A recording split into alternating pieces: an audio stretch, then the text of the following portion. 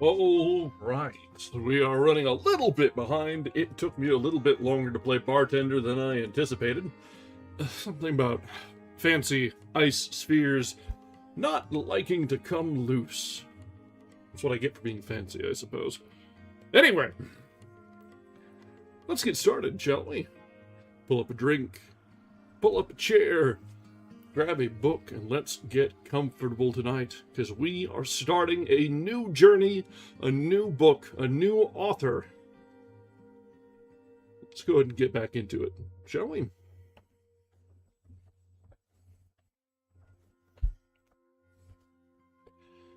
Hello, and welcome back. Last time, we finished up our exploration of the mind and soul of Walt Whitman with Leaves and Grass.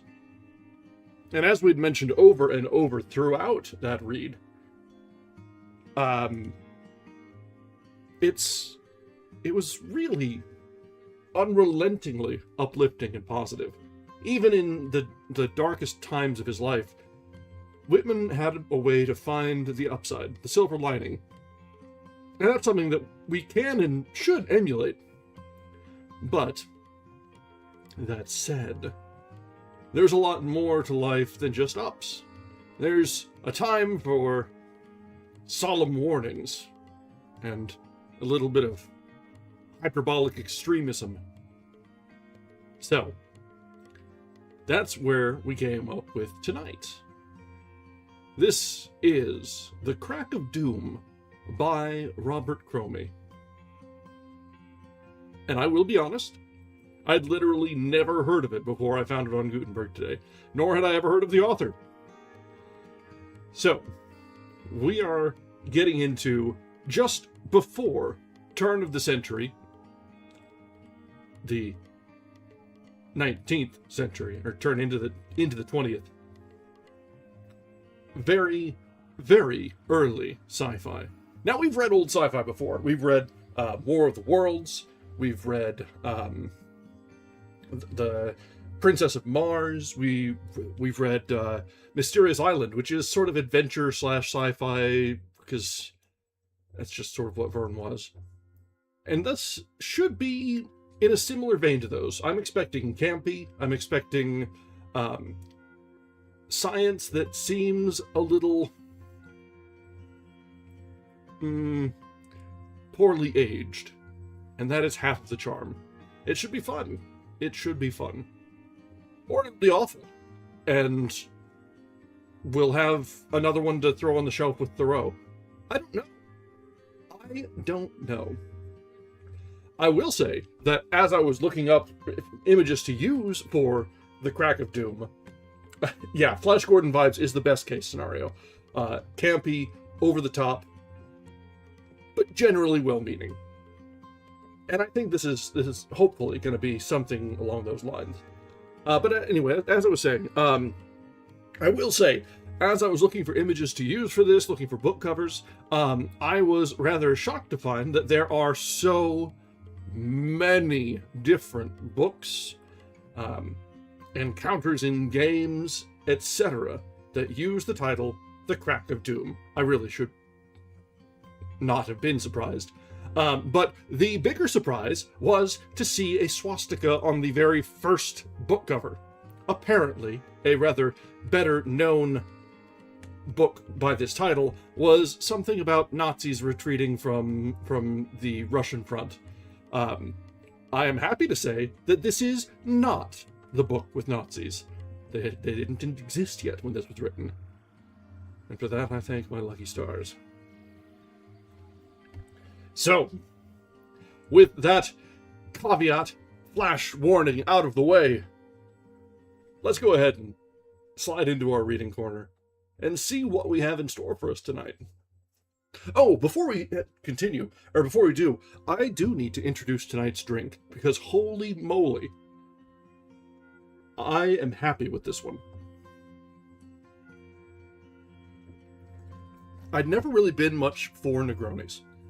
Mostly just because I didn't have the things around to make it. I had to buy Campari while I was out yesterday.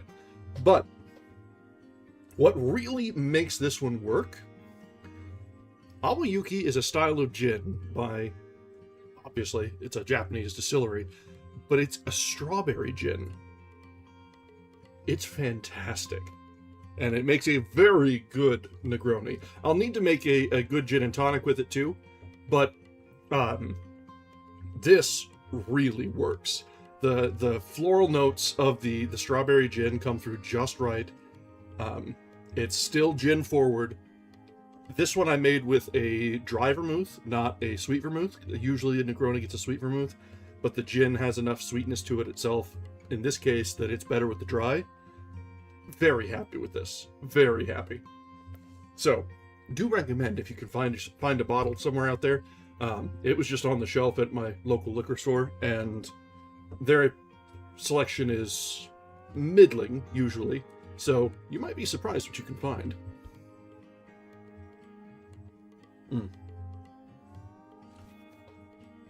All right. An Old Tom gin. I don't know. Let me...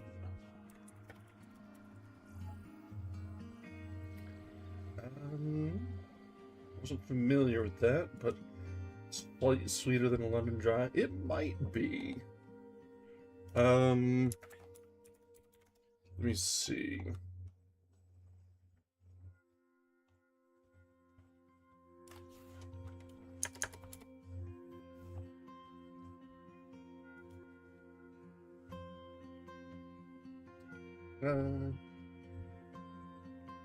They don't really say. Well, it might. It's hard to tell. It's always difficult when you're trying to look up a style of, or when you're looking something up and they're like, yeah, what is this? What is this? And they're like, you'll find out. Let's see how badly I'll get dinged for dropping a link in my own chat.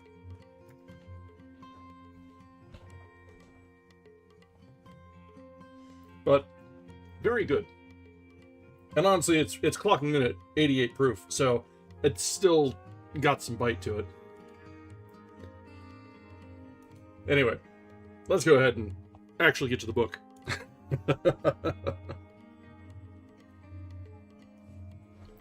Alright, so we are starting tonight with The Crack of Doom by Robert Cromie.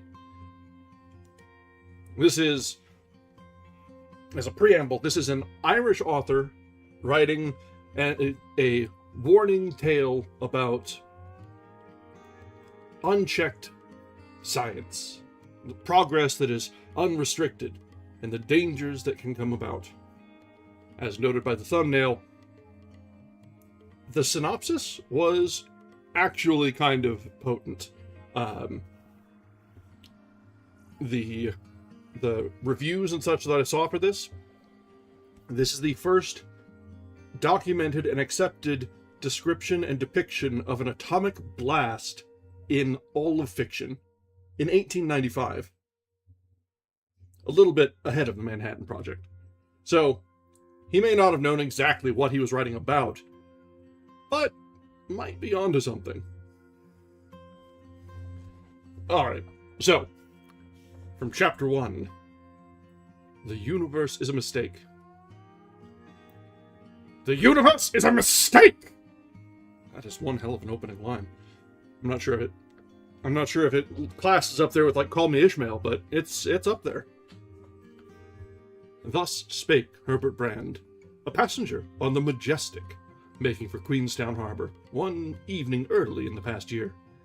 Foolish as the words may seem, they were partly influential in leading to my terrible association with him, and all that is described in this book. Brand was standing beside me on the starboard side of the vessel. We had been discussing a current astronomical essay as we watched the hazy blue line of the Irish coast rise on the horizon. This conversation was interrupted by Brand, who said impatiently, "Why tell us of stars distant so far from this insignificant little world of ours, so insignificant that even its own inhabitants speak disrespectfully of it? That it would take hundreds of years to telegraph to some of them, thousands to others, and millions to the rest? Why limit oneself to a mere million of years for dramatic illustration? when there is a star in space distant so far from us that if a telegram left the Earth for this very night and maintained for ever its initial velocity, it would never reach that star.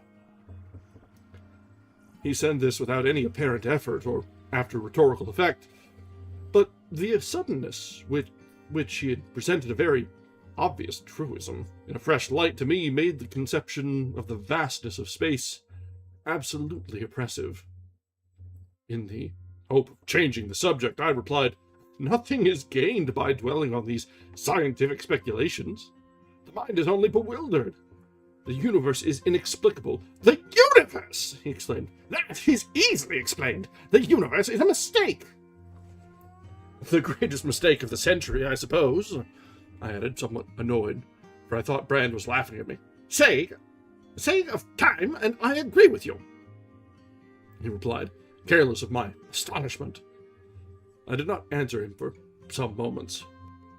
This man Brand was young in years, but middle-aged in the expression of his pale, intellectual face, and old, if age be synonymous with knowledge, in his ideas.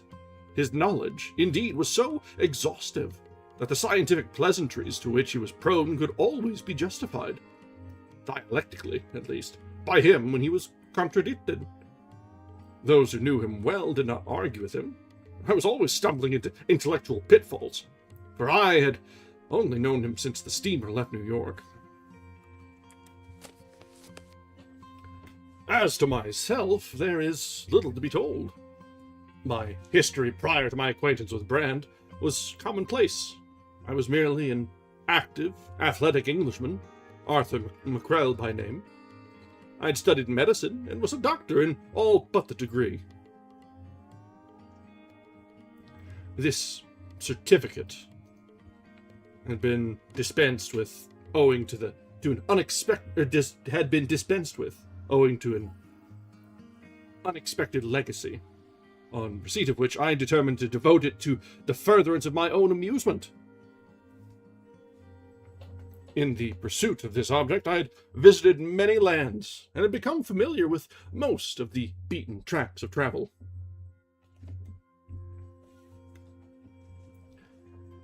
I was returning to England after an absence of 3 years, spent in aimless roaming. My age was 31 years, and my salient characteristic at the time was to hold fast by anything that interested me, until my humor changed. Brand's conversational vagaries had amused me on the voyage. His extraordinary comment on the universe decided me to cement our shipboard acquaintance before reaching port.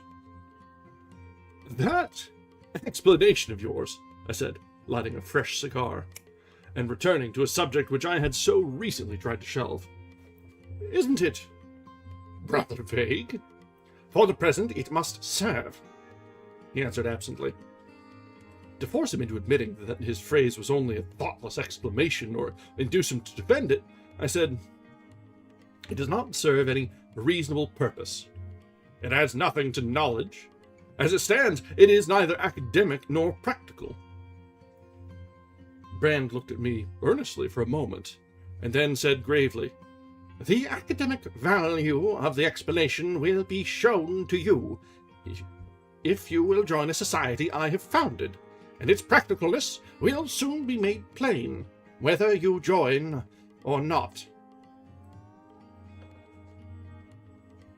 "What do you call this club of yours?" I asked. "We do not call it a club. We call it a society, the Cui Bono Society," he answered coldly. "I like the name," I returned. "It is suggestive. It may mean anything, or nothing." "You will learn later that the society means something. A good deal, in fact." This was said in the dry, unemotional tone which I afterwards found was the only sign of displeasure Brand ever permitted himself to show. His arrangements for going on shore at Queenstown had been made early in the day, but he left me to look for his sister, of whom I'd seen very little on the voyage. The weather had been rough, and as she was not a good sailor, I had only a rare glimpse of a very dark and handsome girl, whose society possessed for me a strange attraction. Although we were then almost strangers indeed, I regretted keenly, as the time of our separation approached, having registered my luggage, consisting largely of curios and mementos of my travels, of which I was very careful, for Liverpool. My own time was valueless, and it would have been more agreeable to me to continue the journey with the Brands, no matter where they went. There was a choppy sea on when we reached the entrance to the harbor, so the Majestic steamed in between the Carlisle and Camden forts, and on to the man-of-war roads, where the tender met us. By this time, Brand and his sister were ready to go on shore. But as there was a heavy mail to be transshipped, we had still an hour at our disposal. For some time we paced the deck, exchanging commonplaces on the voyage and confidences as to our future plans. It was almost dark, but not dark enough to prevent us from seeing those wonderfully green hills which landlocked the harbor. To me, the verdant woods and hills were delightful after the brown plains and interminable prairies on which I had spent many months. As the lights of Queenstown began to speck the slowly gathering gloom, Miss Brand asked me to point out Rostellan Castle. It could not be seen from the vessel, but the familiar legend was easily recalled, and this led us to talk about Irish tradition, with its weird romance and never-failing pathos. This interested her. Freed now from the lassitude of seasickness, the girl became more fascinating to me every moment. Everything she said was worth listening to, apart from the charming manner in which it was said. To declare that she was an extremely pretty girl would not convey the strange, almost unearthly beauty of her face, as intellectual as her brother's, and of the charm of her slight but exquisitely molded figure. In her dark eyes there was a sympathy, a compassion that was new to me. It thrilled me with an emotion different from anything that my frankly happy but hitherto wholly selfish life had known. There was only one note in her conversation which jarred upon me. She was apt to drift into the extraordinary views of life and death which were interesting when formulated by her eccentric brother, but pained me coming from her lips. In spite of this, the purpose I had contemplated of joining Brand's society, evoked as it had been by his own whimsical observation, now took definite form. I would join that society. It would be the best way of keeping near to Natalie Brand. Her brother returned to us to say that the tender was about to leave the ship. He had left us for half an hour. I did not notice his absence until he himself announced it. As we shook hands, I said to him, "I have been thinking about that society of yours. I mean to join it." "I am very glad," he replied. "You will find it a new sensation, quite outside the beaten track, which you know so well." There was a shade of half-kindly contempt in his voice, which missed me at the moment. I answered gaily, knowing that he would not be offended by what was said in jest. "I am sure I shall. If all the members are as mad as yourself, it will be the most interesting experience outside of Bedlam that any man could wish for." I had a foretaste of that interest soon. As Miss Brand was walking to the gangway, a lamp shone full upon her gypsy face. The blue-black hair, the dark eyes, and a deep red rose she wore in her bonnet seemed to me an exquisite arrangement of harmonious color. And the thought flashed into my mind very vividly, however trivial it may seem here, when written down in cold words, "The Queen of Women and the Queen of Flowers." That is not precisely how my thought ran, but I cannot describe it better. The finer subtleties of the brain do not bear well the daylight of language. Brand drew her back and whispered to her, then the sweet face, now slightly flushed, was turned to me again. "Oh, thank you for that pretty thought," she said with a pleasant smile. "You are too flattering. The Queen of Flowers is very true, But the Queen of Women! Oh, no! She made a graceful gesture of dissent and passed down the gangway. As the tender disappeared into the darkness, a tiny scrap of lace waved, and I knew vaguely that she was thinking of me. But how she read my thoughts so exactly, I could not tell. That knowledge it has been my fate to gain.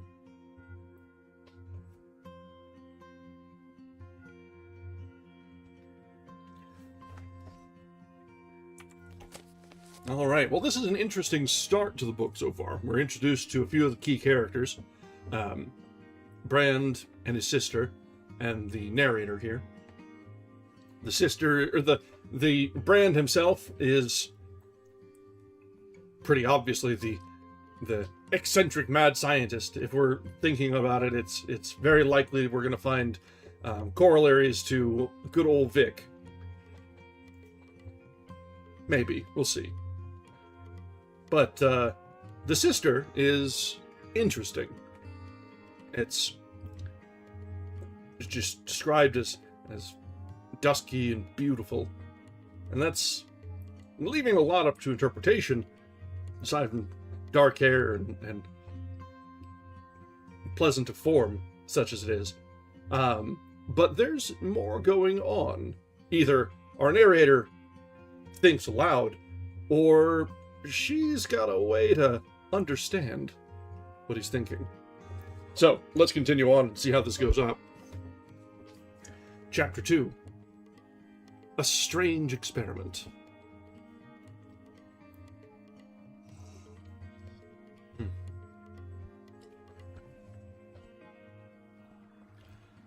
Soon after my arrival in London. Yeah, I'm enjoying it so far too. It is interesting to see, to get back to the novel format.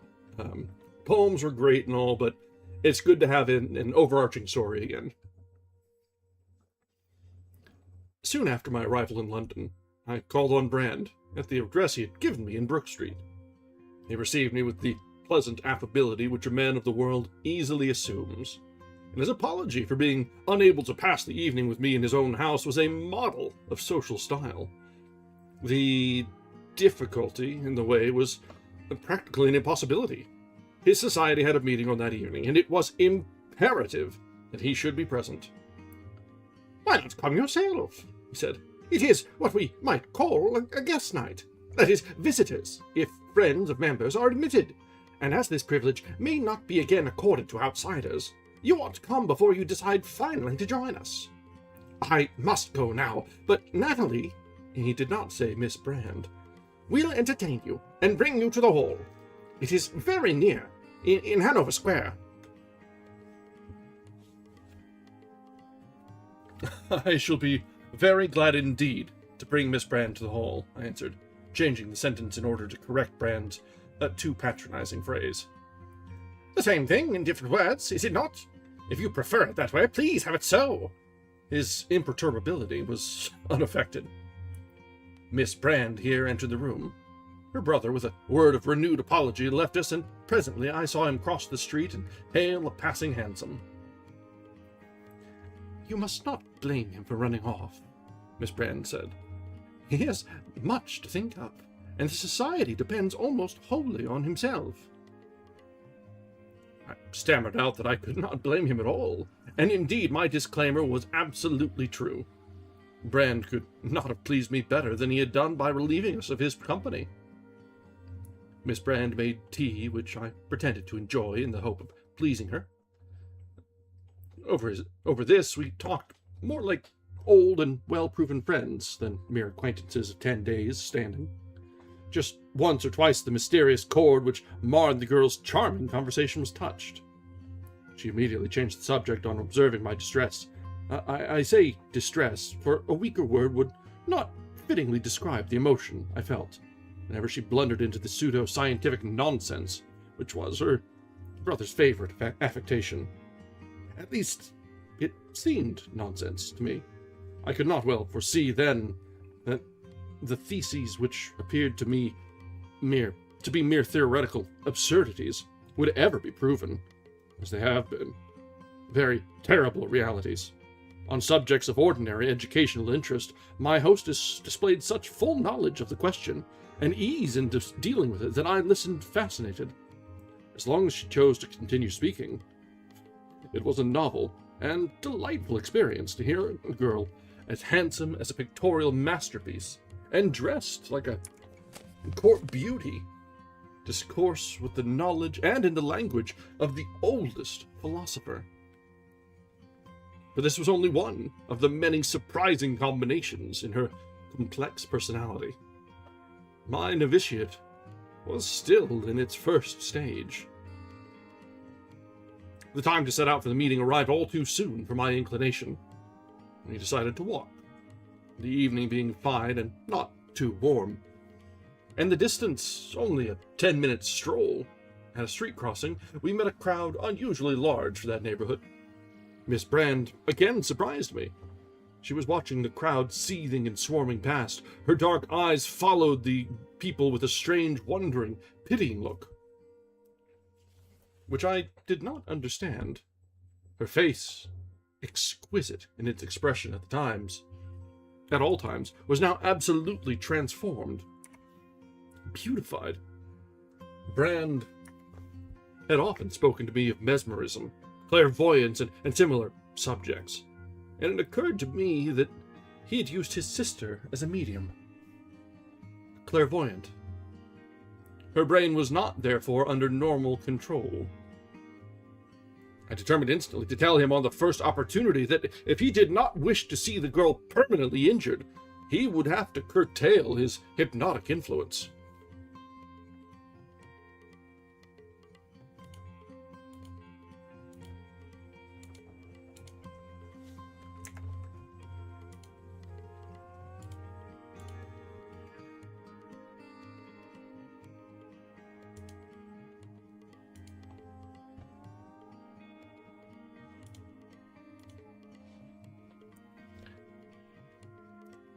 It is rather a stirring sight, I said so sharply to Miss Brand that she started. I meant to startle her, but did not succeed as far as I had wished. It is a very terrible sight, she answered. Oh, there is no danger, I said hastily, and drew her hand over my arm. Danger? I was not thinking of danger. As she did not remove her hand, I did not infringe the silence which followed this, until a break in the traffic allowed us to cross the street. Then I said, "May I ask what you were thinking of just now, Miss Brand?"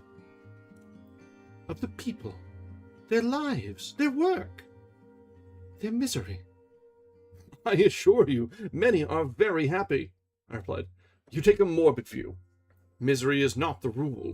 I am sure the majority are happy."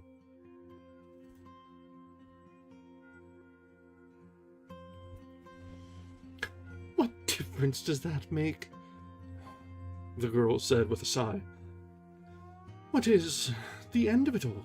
The meaning of it all? Their happiness? Cui bono?" We walked on in silence, while I turned over in my mind what she had said. I could come to no conclusion upon it, save that my dislike for her enigmatic aberrations was becoming more intense, as my liking for the girl herself increased.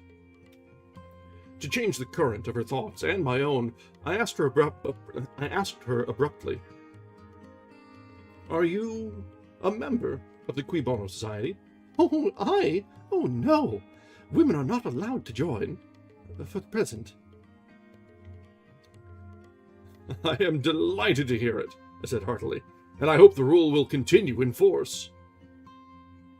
She looked at me in surprise. "Why should you mind? You are joining yourself." "That is different. I don't approve of ladies mixing themselves up in these curious and perhaps questionable societies. Ah, yes. Now we have our reminder that this was, in fact, just a little bit before 1900. Oh, the times they are a-changing." My remark amused her. Her eyes sparkled with simple fun. the change in her manner was very agreeable to me. I might have expected that. To my extreme satisfaction, she now looked almost mischievous. Herbert told me you were a little... A little what? Well, a little... you won't be vexed. That is right. He said a little medieval. This abated my appreciation of her sense of humor, and I maintained a dignified reticence, which, unhappily, she regarded as mere sullenness, until we reached the society's room. The place was well filled, and the company, in spite of the extravagantly modern costumes of the younger women, which I cannot describe better than by saying that there was little difference in it from that of ordinary male attire, was quite conventional, insofar as the interchange of ordinary courtesies went. When, however, any member of the society mingled with a group of visitors, the conversation was soon turned into a new channel. Secrets of science, which I had been accustomed to look upon as undiscoverable, were bandied about like the merest commonplaces of education.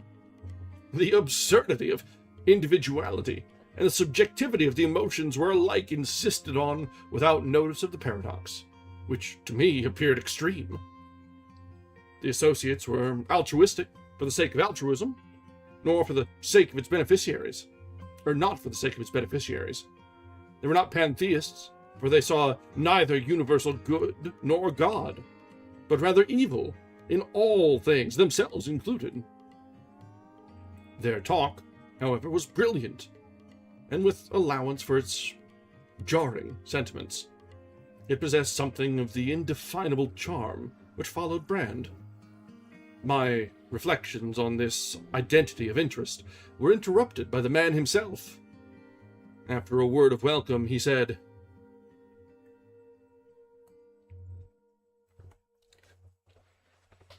"Let me show you our great experiment, that which touches the high watermark of scientific achievement in the history of humanity.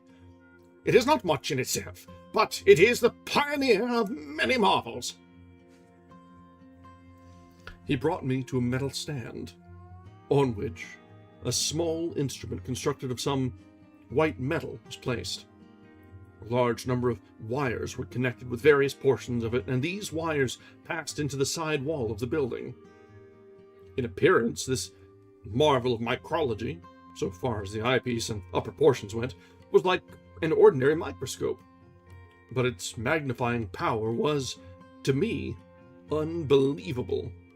It magnified the object under examination many thousand times more than the most powerful microscope in the world. I looked through the upper lens and saw a small globe suspended in the middle of a tiny chamber filled with soft blue light or transparent material. Circling round this globe, 4 other spheres revolved in orbits, some almost circular, some elliptical, some parabolic. As I looked, Brand touched a key, and the little globules began to fly more rapidly round their primary and make wider sweeps in their revolutions. Another key was pressed, and the revolving spheres slowed down and drew closer, till I could scarcely distinguish any movement. The globules seemed to form a solid ball. "Attend now!" Brand exclaimed. He tapped the first key sharply. A little gray cloud obscured the blue light. When it cleared away, the revolving globes had disappeared. "What do you think of it?" he asked carelessly. "What is it? What does it mean? Is it the solar system or some other system illustrated in miniature? I'm sorry for the misadventure." "You are partly correct," Brand replied. "It is an illustration of a planetary system, though a small one. But there was no misadventure. I caused the somewhat dangerous result you witnessed. The wreckage not merely of the molecule of marsh gas you are examining, which any educated chemist might do as easily as I, but the wreckage of its constituent atoms. This is a scientific victory which dwarfs the work of Helmholtz, Avogadro, or Mendeleev. The immortal Dalton himself."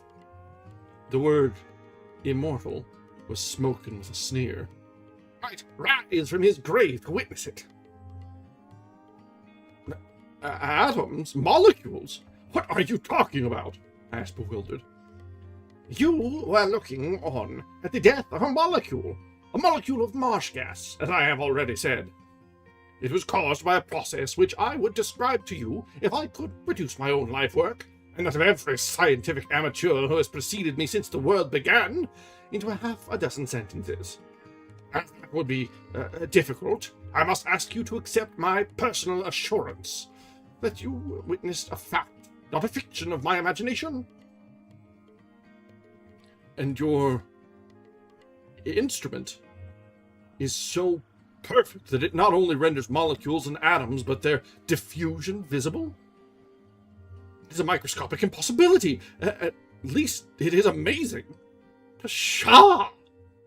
Brandon exclaimed impatiently. My instrument does certainly magnify to a marvelous extent, but not by the old device of the simple microscope, which merely focused a large area of light rays into a small one. So crude a process could never show an atom to the human eye. I add much to that. I restore to the rays themselves the luminosity which they lost in their passage through our atmosphere. I give them back all their visual properties and turn them with their full etheric blaze on the object under examination. Great as that achievement is, I deny that it is amazing. It may amaze a Papuan to see his eyelash magnified to the size of a wire, or an uneducated Englishman to see a cheese mite magnified to the size of a midge. It should not amaze you to see a simple process a little further developed. Where does the danger you spoke of come in? I asked with a pretense of interest. Candidly, I did not believe a single word that Brandon said. If you will consult a common textbook on the physics of the ether, he replied, you will find that one grain of matter contains sufficient energy, if etherized, to raise 100,000 tons, nearly 2 miles. In face of such potentiality, it is not wise to wreck incautiously even the atoms of a molecule. And the limits to this description of scientific experiment? Where are they? There are no limits, Brand said decisively. No man can say to science thus far and no farther. No man ever has been able to do so. No man ever shall.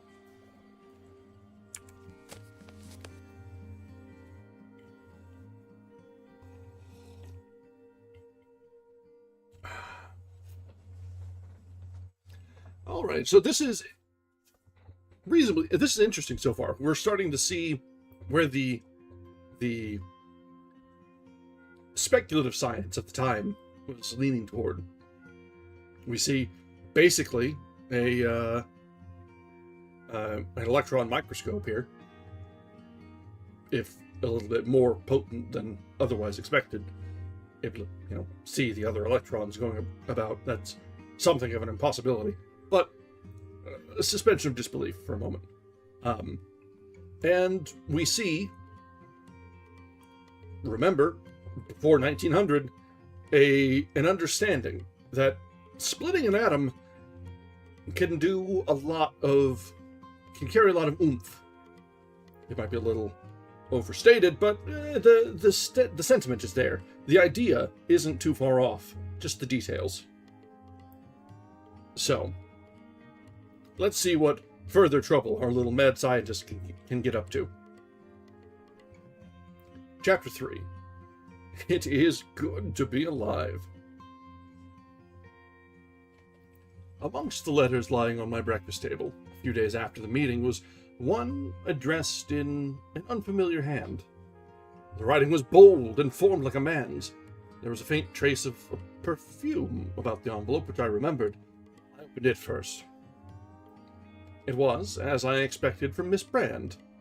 Her brother had gone to their country place on the southern coast. She and her friend, Edith Metford, were going that day. Their luggage was already at the station. Would I send on what I required for a short visit and meet them at 11 o'clock on the bridge over the Serpentine? It was enough for me. I packed a large portmanteau hastily, sent it to the Charing Cross, and spent the time at my disposal in the park, which was close to my hotel. Although the invitation I had received gave me pleasure, I could not altogether remove from my mind a vague sense of disquietude concerning Herbert Brand and his society.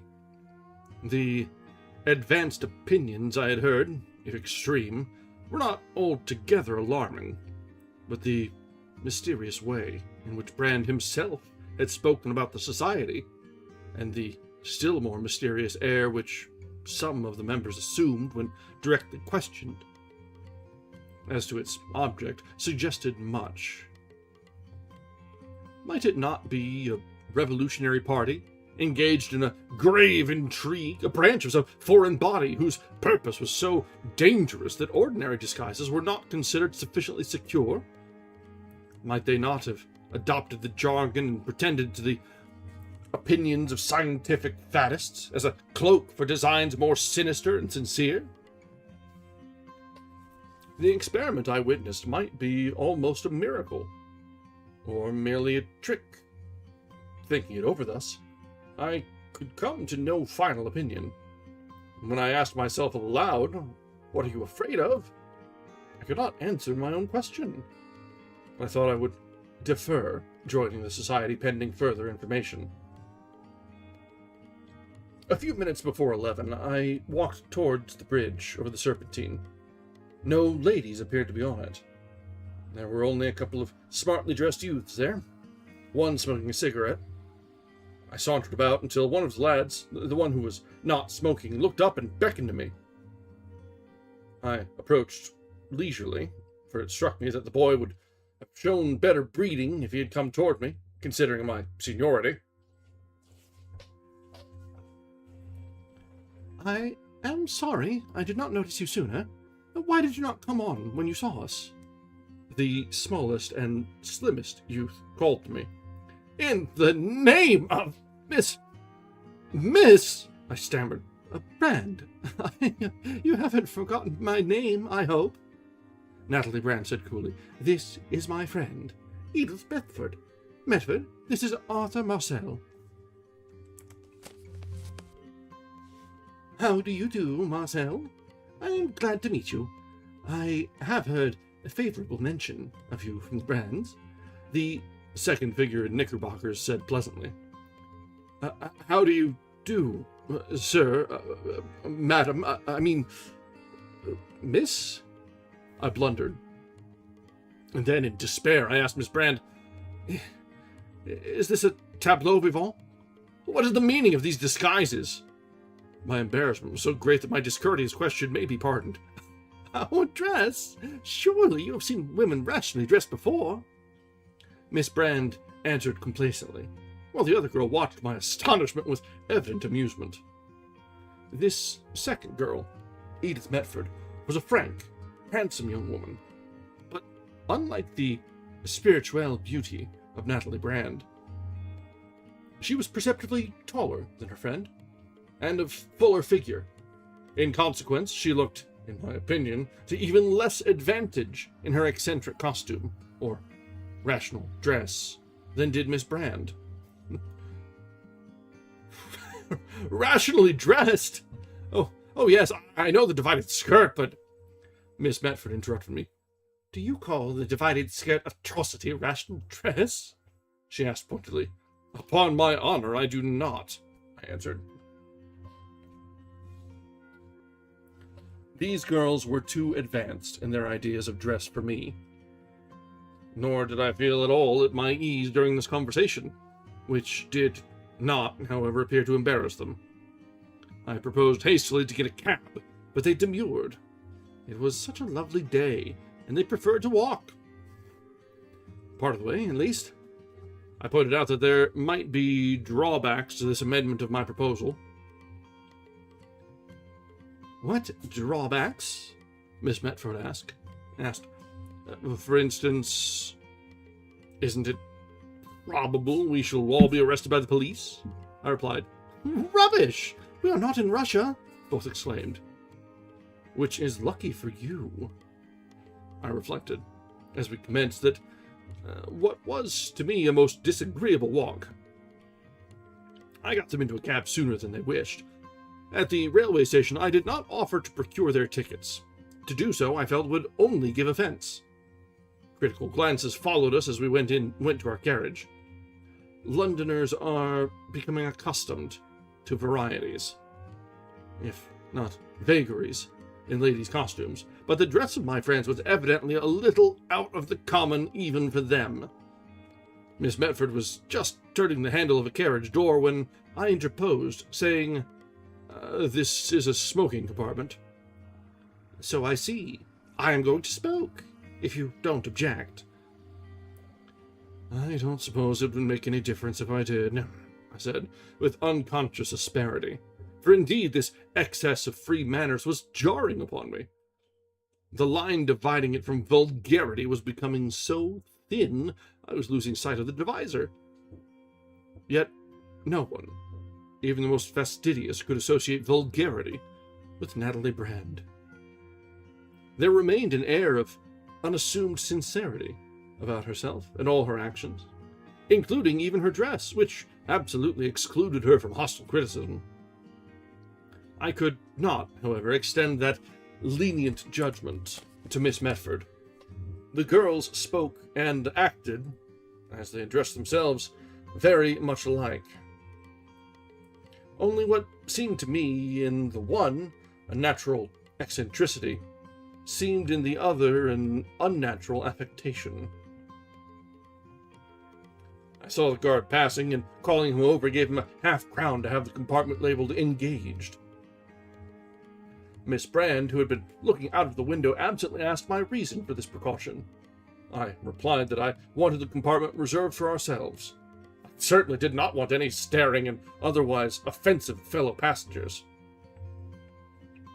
"We don't want old seats," she persisted.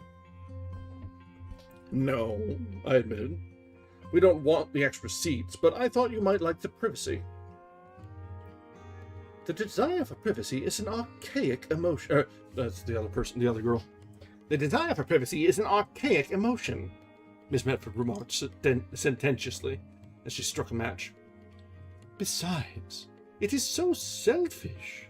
We may be crowding others," Miss Brand said quietly. I was glad she did not smoke. Bot, get out of here. Bots did not exist when this was written, even as forward-thinking as it is.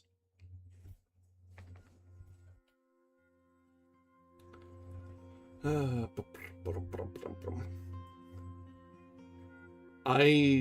don't want that now, I said to a porter who was hurrying up with the label. To the girls I remarked a little snappishly, "Of course you are quite right. You must excuse my ignorance." "No, it is not ignorance," Miss Brand demurred. "You have been away so much. You've hardly been in England.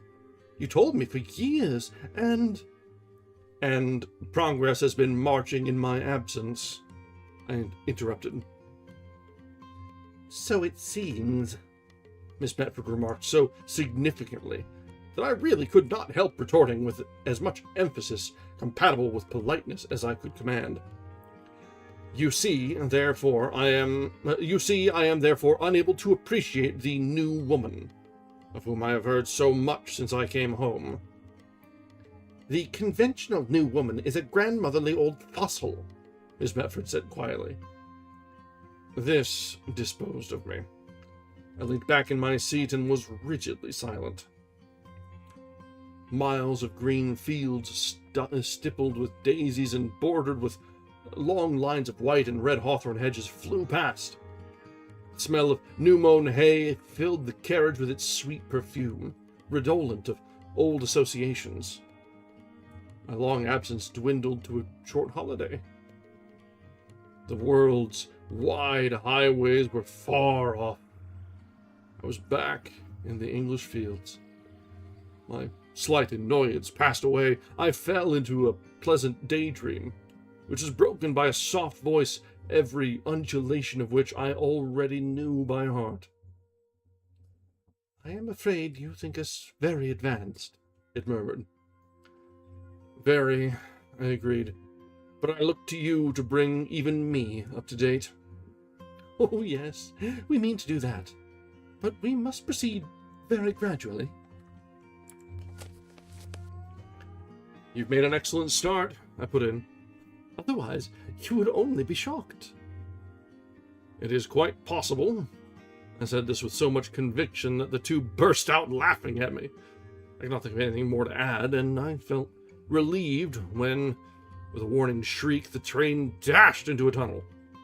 By the time we had emerged again into the sunlight and the solitude of the open landscape, I had ready an impromptu, which I had been working at in the darkness.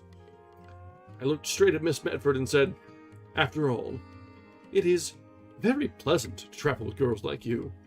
"Thank you." You did not show any hysterical fear of my kissing you in the tunnel. "What the deuce would you do? Why the deuce would you do that?" Miss Medford replied with great composure, as she blew a smoke ring. When we reached our destination, I braced myself for another disagreeable minute or two. For if the great Londoners thought us quaint, surely the little country station idlers would swear we were demented.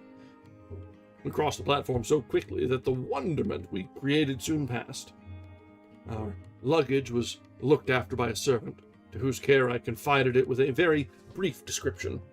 The loss of an item of it did not seem to me as of much importance as our own immediate departure. Brand met us at his hall door. His house was a pleasant one, covered with flowering, creeping plants and surrounded by miniature forests. In front, there was a lake 400 yards in width.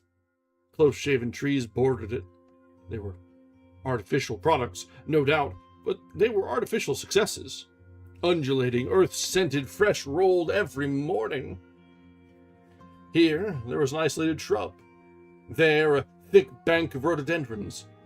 And the buds, bursting into floral carnival, promised fine contrasts when their full splendor was come. The lake wavelets tinkled musically on a pebbly beach. Now let's go ahead and do a snooze here. We're almost have an ad, but we're almost at the end of this chapter as well. So, our host could not entertain us in person. He was busy.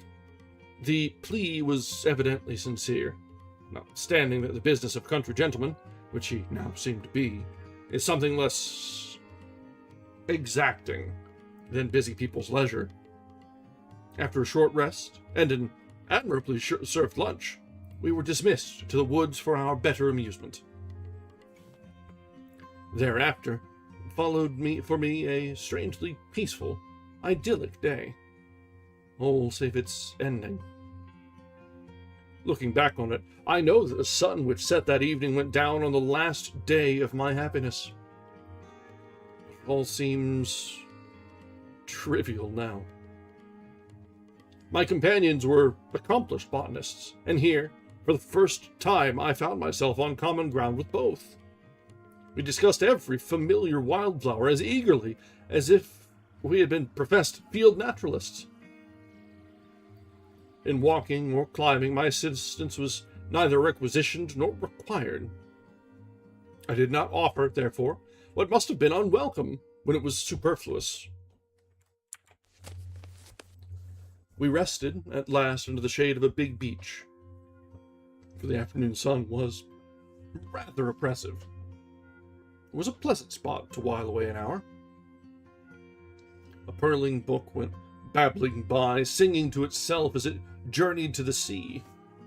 Insects droned about in busy flight. There was a perfume of honeysuckle wafted to us on the summer wind, which stirred the beech tree and rustled its young leaves lazily, so that the sunlight peeped through the green latticework and shone on the faces of the two handsome girls, stretched in graceful postures on the cool sward below, their white teeth sparkling in its brilliance, while their soft laughter made music for me.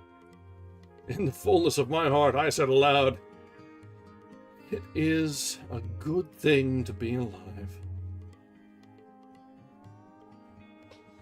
All right, we are coming up on the end of this chapter, and we have ads that are due, but since I used a snooze, we might as well talk about it for a little bit. So this last chapter was an interesting batch of contradictions, but also we see the character, at least the narrator, sort of growing in comfortability. At the start, he was very taken aback by the very modern and very forward scandal of two young unmarried women being dressed in pants, of all things. Oh no, oh no! Yes, it's a scandal. Scandalous, heinous, oh my goodness. But as we went on, and their independence was showing through more and more and more, it really was becoming pretty obvious that they were much more comfortable in themselves than he was comfortable in any of the situation. And so, wisely, he just shut up and nodded and went along with it. So, I started off with rather mixed feelings on this, given that it was obviously very outdated sentiments. But he seems to be coming ahead pretty quickly on this. And the notice that this was the last of his happy days, however, is rather ominous as we look forward to the next chapter. Alright, we've got ads about to start, so let's go ahead and take a short break. Take a chance to stand up, stretch your legs, and we'll be back in just a few minutes when we return to Chapter 4 of The Crack of Doom. Alright, be back in a bit. Thanks!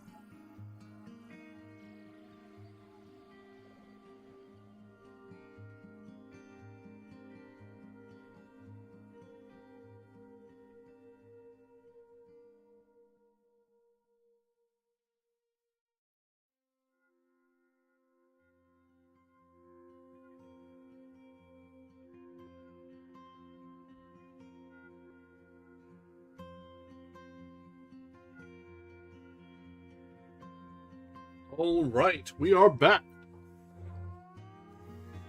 All right, so for those of us who have joined us partway through, let's get a reminder. I am Arthur Irving-Rush. On screen here you see Simba, who is oh so happily showing off his belly, as one does. This cat is never right side up. And we are starting out a new book tonight. We're going through The Crack of Doom by Robert Cromie. This is written in 1895, and some of it hasn't aged quite perfectly, but in general, it's a very charming, so far, turn of the century sci-fi. So, as expected, for the time it's taken from, the science may not be quite so sci-fi as we might wish, although some of it is remarkably familiar. So it is kind of viewed from its own time, it might be decently good speculative sci-fi, because a lot of the technologies or principles have come about as we are familiar with them. So, let's continue now and see what we have ahead of us with Chapter 4, George Delaney, Deceased. Well, that's a chapter title if I ever saw one.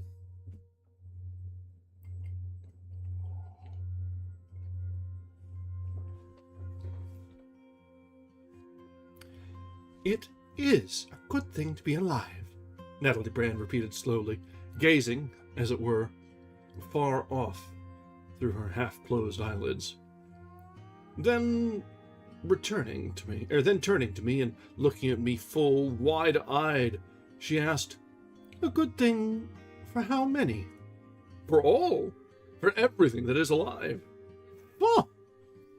For few things that are alive, for hardly anything. You say it is a good thing to be alive. How often have you said that in your life? All my life through, I answered stoutly. My constitution was a good one, and I had lived healthily, if heartily. I voiced the superfluous vitality of a well-nourished body. Then you do not know what it is to feel for others. There was a scream in the underwood near us. It ended in a short, choking squeak. The girl paled, but she went on with outward calm. That hawk or cat feels as you do. I wonder what that young rabbit thinks of life's problem. We are neither hawks nor cats, nor even young rabbits, I answered warmly. We cannot bear the burthens of the whole animal world. Our own are sufficient for us. You are right. They are more than sufficient. I had made a false move, and so tried to recover my lost ground. She would not permit me. The conversation, which had run in pleasant channels for 2 happy hours, was ended. Thenceforth, in spite of my obstructive efforts, subjects were introduced which could not be conversed on, but must be discussed.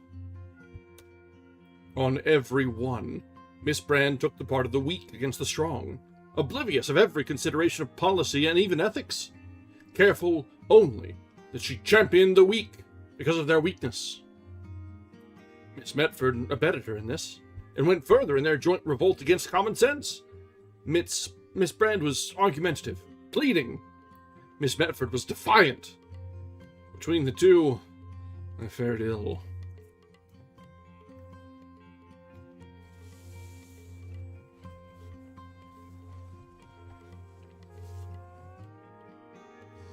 Of course,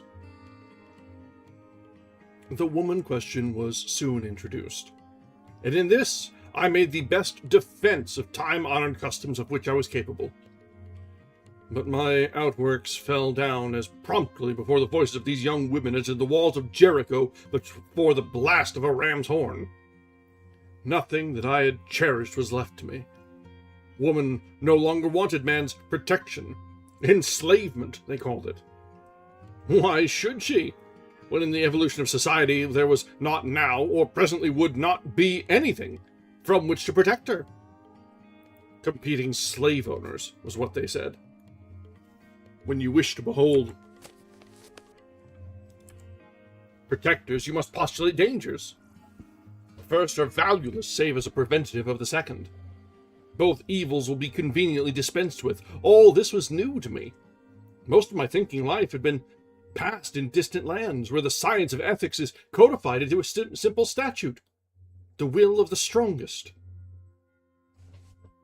This whole exchange reminds me of a young conservative going off to college for the first time and being confronted by, wouldn't you know it, women who have ideas, and being shut down completely.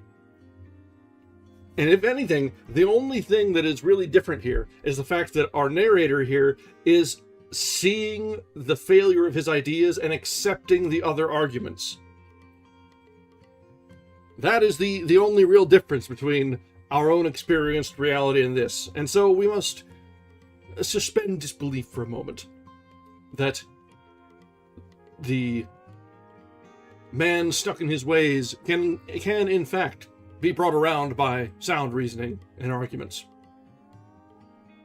It's hard, I know. It's a difficult it's a difficult topic to wrap your mind around. They don't really change their minds terribly often, but for the sake of fiction. When my dialectical humiliation was within one point of completion, Miss Metford came to my rescue. For some time she had looked on at my discomfiture with a good-natured neutrality, and when I was metaphorically in my last ditch, she arose, stretched her shapely figure, flicked some clinging grass blades from her suit, and declared it was time to return. Brand was a man of science, but as such he was still amenable to punctuality in the matter of dinner. On the way back, I was discreetly silent. When we reached the house, I went to look for Herbert Brand. He was engaged in his study, and I could not intrude upon him there. To do so would be to infringe the only rigid rule in his household. Nor had I an opportunity of speaking to him alone until after dinner, when I induced him to take a turn with me round the lake. I smoked strong cigars and made one of those my excuse. The sun was setting when we started, and as we walked slowly, the twilight shadows were deepening fast by the time we reached the further shore. Brand was in high spirits. Some new scientific experiment, I assumed, had come off successfully. He was beside himself. His conversation was volcanic. Now it rumbled and roared with suppressed fires. Anon it burst forth in scintillating flashes and shot out streams of quickening wit.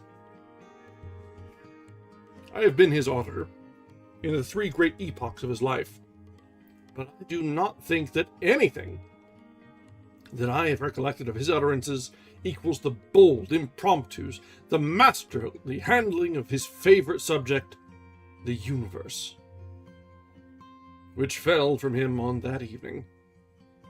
I could not answer him. I could not even follow him, much less suppress him.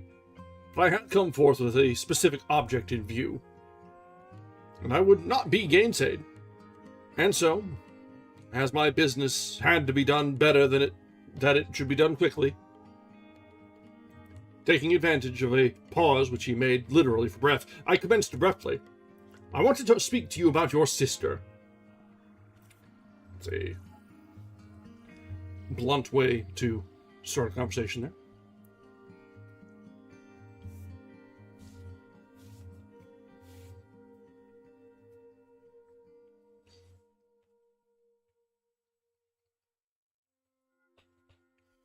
He turned on me surprised. Then his look changed to one of such complete contempt, and with all his bearing suggested so plainly that he knew beforehand what I was going to say, that I blurted out defiantly and without stopping to choose my words. I think it an infernal shame that you, her brother, should allow her to masquerade about with this good-natured but eccentric Metford girl. I should say Miss Metford. Why so? He asked coldly. Because it is absurd, and because it isn't decent. My dear Abraham, Brand said quietly. Or is your period so recent as that of Isaac or Jacob? My sister pleases herself in these matters, and has every right to do so. She has not. You are her brother. Very well, I am her brother. She has no right to think for herself, no right to live, save by my permission. Then I graciously permit her to think, and I allow her to live. You'll be sorry for this nonsense sooner or later. And don't say I didn't warn you. The absolute futility of my last clause struck me painfully at the moment. I could not think of any way to better it. It was hard to reason with such a man. And having some connection buffering. Hang tight.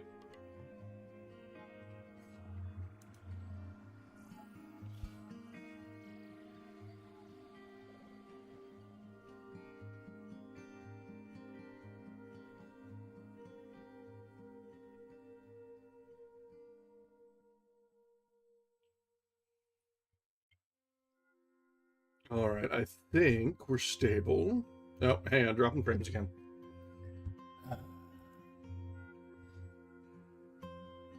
I can't blame it entirely on Comcast tonight. We have a pretty gnarly thunderstorm running through.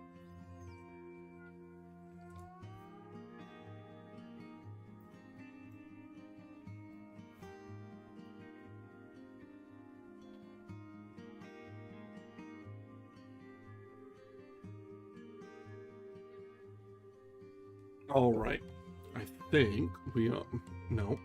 Every time I even mention us being okay, it begins to drop more frames. Hang on.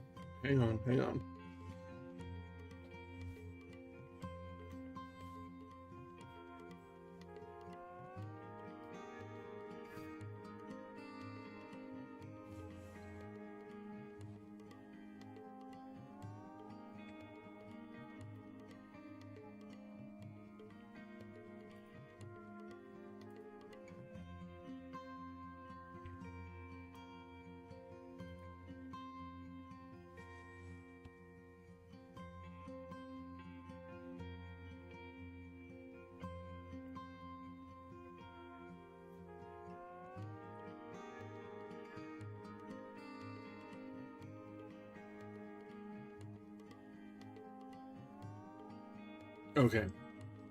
I think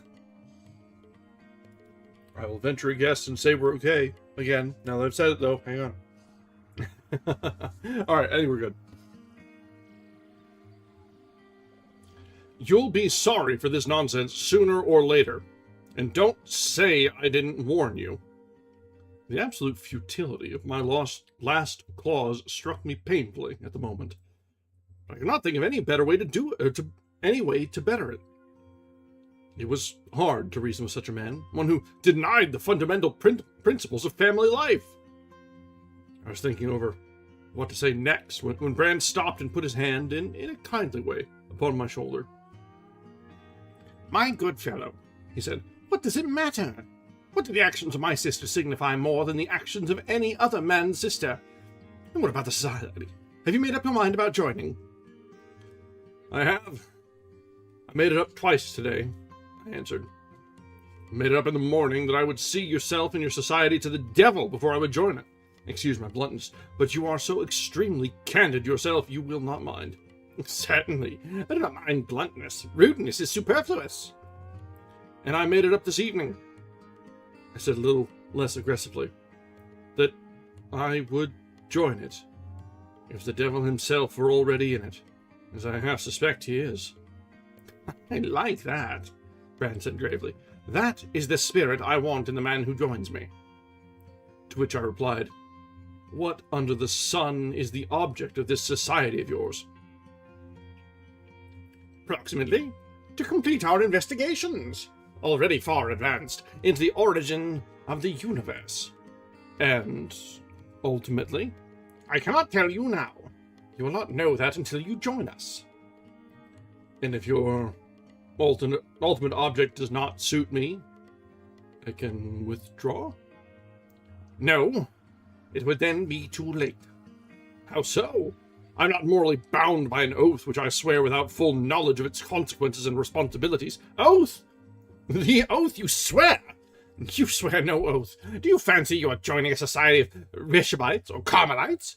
Or medieval rubbish of that kind? Don't keep so painstakingly behind the age.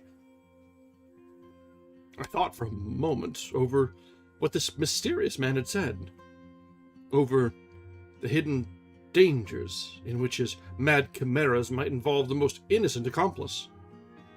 Then I thought of that dark-eyed, sweet-voiced young girl as she lay on the green grass, under the beech tree in the wood, and out-argued me on every point. Very suddenly, and perhaps in a manner somewhat grandiose, I answered him. I will join your society for my own purpose, and I will quit it when I choose. You have every right, Brand said carelessly. Many have done the same before you.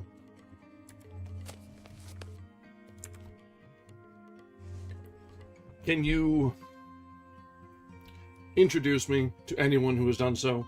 I asked with an eagerness that could not be dissembled. I am afraid I cannot. Or give me an address? Oh yes, that is simple. He turned over a notebook until he found a blank page. Then he drew the pencil from its loop, put the point to his lips, and paused. He was standing with his back to the failing light, so I could not see the expression of his mobile face. When he paused, I knew that no ordinary doubt beset him. He stood thus for nearly a minute. While he waited, I watched a pair of swans flit ghost-like over the silken surface of the lake. Between us and a dark bank of wood, the lights of the house flamed red. The melancholy, even song of a blackbird wailed out from a shrubbery beside us. Then Herbert Brand wrote in his notebook, and, tearing out the page, he handed it to me, saying, "That is the address of the last man who quitted us." The light was now so dim, I had to hold the paper close to my eyes in order to read the lines. They were these: George Delaney, near St. Anne's Chapel, Woking Cemetery.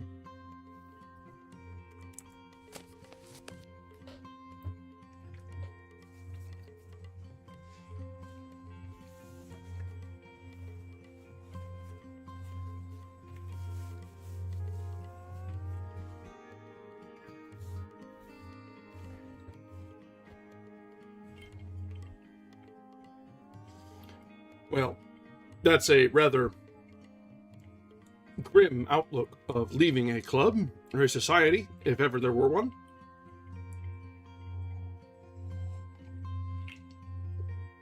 But let's get some more of the sordid details, shall we?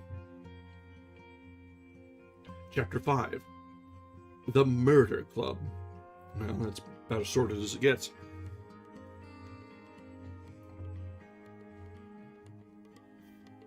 Delaney was the last man who quitted us. You see, I use your expression again. I like it. Brand said quietly, watching me as he spoke.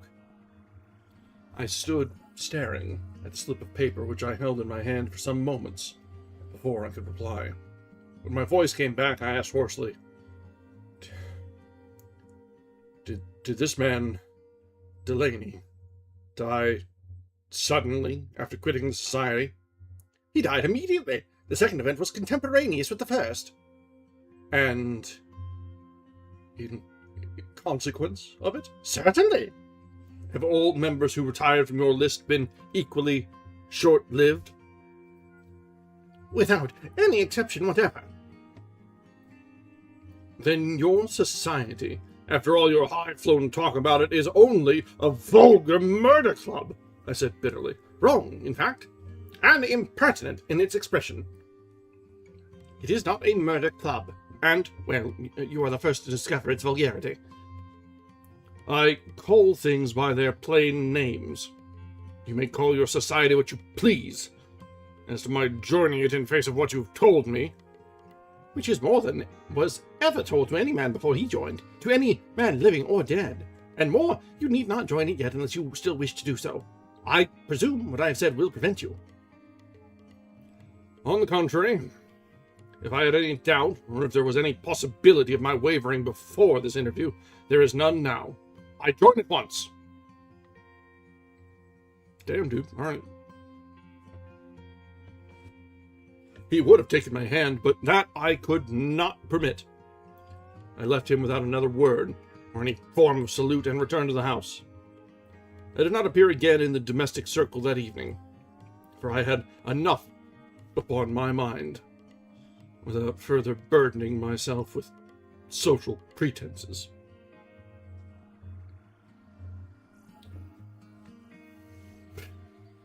Yes, we live in a society. Yes, yes, yes.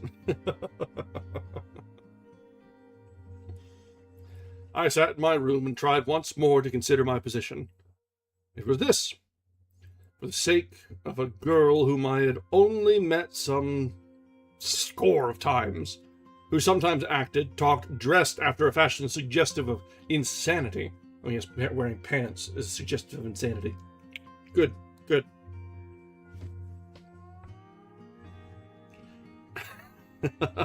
I appreciate you lasting as long as you did. At least for him to actually join, okay, that's the proper timing. Who had glorious dark eyes, a perfect figure, and an exquisitely beautiful face. But I interrupt myself. For the sake of this girl, and for the manifestly impossible purpose of protecting her from herself as well as others, I had surrendered myself to the probable vengeance of a band of cutthroats if I betrayed them, and to the certain vengeance of the law if I did not. Yeah, I guess we like to think that we're a little further removed from that sort of thing than we are. And in reality, even today, if you go to a certain brand of private school with uniform policies, women wear skirts. The end. So, yeah, it's less distance than we might hope for.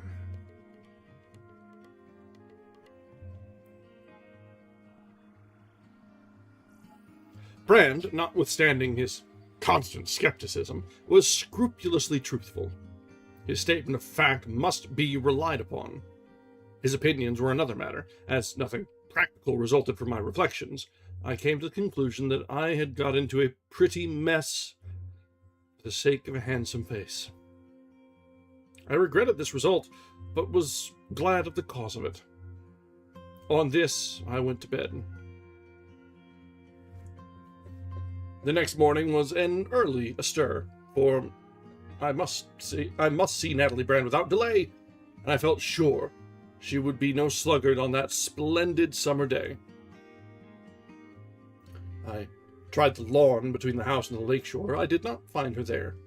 I found her friend Miss Medford. The girl was sauntering about, swinging a walking cane carelessly. She was still rationally dressed, but I observed with relief that the rational part of her costume was more in the nature of the divided skirt than the plain knickerbockers of the previous day. She accosted me cheerfully by my surname. Not to be outdone by her, I said coolly, How do you do, Medford?" "Oh, very well, thanks. I suppose you expected Natalie? You see, you have only me." "Delighted." I was commencing with a forced smile when she stopped me. "You look it, but that can't be helped. Natalie saw you going out, and sent me to meet you. I am to look after you for an hour or so. You join the society this evening, I hear. You must be very pleased, and flattered." I could not assent to this, and remained silent. The girl chattered on in her own outspoken manner, which, now that I was growing accustomed to it, I did not find as unpleasant as at first. One thing was evident to me. She had no idea of the villainous nature of Brand's society. She could not have spoken so carelessly if she shared my knowledge of it. While she talked to me, I wondered if it was fair to her. A likable girl, in spite of her undesirable affectations of advanced opinion, emancipation, or whatever she called it. Was it fair to allow her to associate with a band of murderers, and not so much as a whisper, a word of warning? No doubt I myself was associating with the band, but I was not in ignorance of the responsibility thereby incurred. Miss Medford, I said. Without heeding her, I interrupted her. Are you in the secret of this society? I? Oh, not at present. I shall be later on. I stopped and faced her with so serious an expression that she listened to me attentively. If you will take my earnest advice, I beg you not to neglect it. You will have nothing to do with it, or anyone belonging to it. Not even Brand? I mean, Natalie? Is she dangerous? I disregarded her mischief and continued. If you can get Miss Brand away from her brother and his acquaintances, I had nearly said accomplices, and keep her away, you would be doing the best and kindest thing you ever did in your life.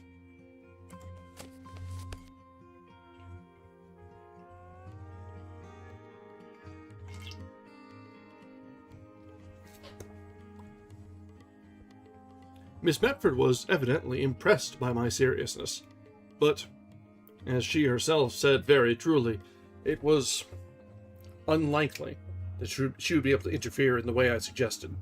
Besides, my mysterious warning was altogether too vague to be of any use as a guide for her own action, much less that of her friend. I dared not speak plainer. I could only repeat, in the most emphatic words, my anxiety, and she would think carefully over what I had said.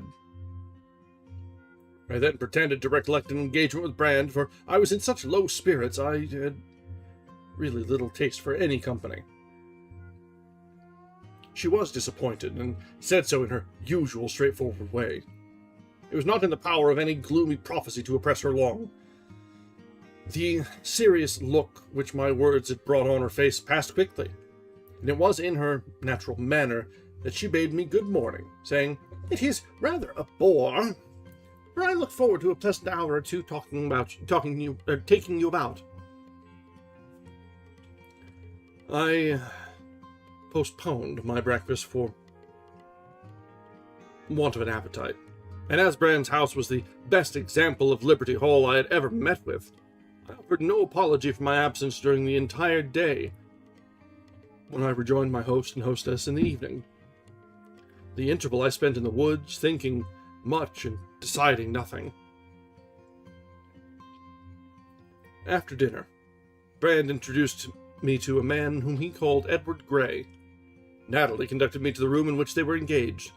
From the mass of correspondence in which this man Grey was absorbed, and the litter of papers about him, it was evident that he must have been in the house long before I had made his acquaintance. Grey handed me a book, which I found to be a register of the names of the members of Brand's society, and pointed out the place for my signature. When I had written my name on the list, I said to Brand, "Now that I have nominated myself, I suppose you will second me." "It is not necessary," he answered. "You are already a member. Your remark to Miss Medford this morning made you one of us. You advised her, you recollect, to beware of us." "That girl!" I exclaimed, horrified. "Then she is one of your spies? Is it possible?" "No, she is not one of our spies. We have done. And she knew nothing of the purpose for which she was being used." "Then I beg to say you have made a damned shameful use of her." In the passion of the moment, I forgot my manners to my host, and formed the resolution to denounce the society to the police the moment I returned to London. Brand was not offended by my violence. There was not a trace of anger in his voice as he said, "Miss Bedford's information was telepathically conveyed to my sister." "Then it was your sister?" "My sister knows as little as the other. In turn, I received the information telepathically from her, without the knowledge of either. I was just telling Gray that when you came into the room." "And," said Gray, "your intention to go straight from this house to Scotland Yard, there to denounce us to the police, has been telepathically received by myself." "My God!" I cried. "Has a man no longer the right to his own thoughts?" Gray went on without noticing my exclamation. "Any overt or covert action on your part toward carrying out your intention will be telepathically conveyed to us, and our executive..." He shrugged his shoulders. "I know. Woking Cemetery, near St. Anne's Chapel. You have ground there.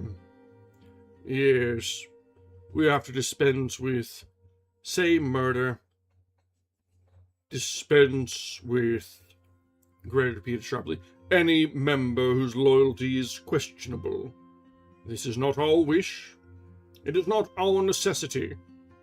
It is the only means by which we can secure the absolute immunity of the society, pending the achievement of its object.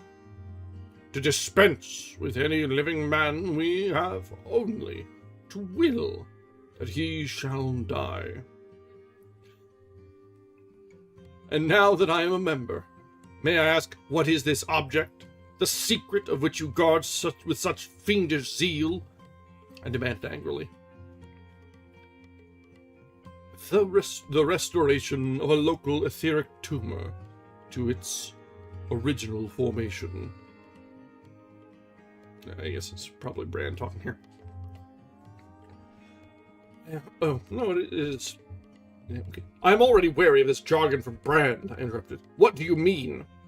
"We mean to attempt the reduction of the solar system to its elemental ether."